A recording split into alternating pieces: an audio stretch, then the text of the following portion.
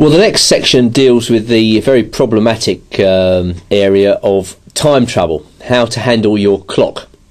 For me, this is a very simple one. You know, you should not get into time trouble in the first place if you could possibly avoid it.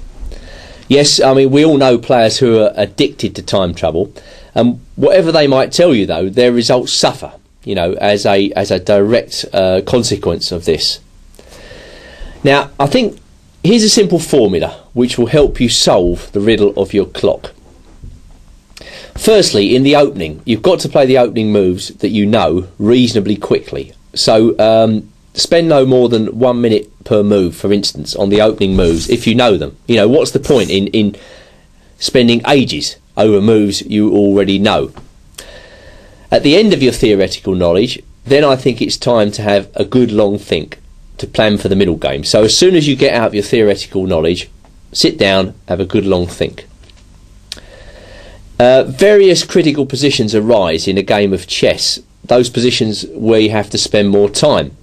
You know, this is inevitable, and this is what eats into the clock of a lot of players. But coming into the first time control, I believe you should leave yourself with no less than 1 minute per move for the last 10 moves. So, for instance, if you're coming in, you've got 10 moves to make, you should have no less than 10 minutes on your clock. And for the last move before the time control, because statistically this is where the most mistakes occur, around move 40 for instance, you should leave yourself with 2 minutes for that last move, just to avoid the problem of making a mistake. And why not be disciplined about this? You know, because time trouble, you don't want time trouble to ruin a wonderful position. This is so depressing when it happens, and it happens to a lot of players. So 1 minute per move for the last 10 moves, and for the last move before the time control, no less than 2 minutes to make that move. Finally, I should mention the new incremental time control, which has come into practice in many FIDE tournaments recently. Say, for instance, 100 minutes for the game plus 30 seconds per move. At all costs, you know, you've got to avoid long, exhausting time scrambles at the end of the game.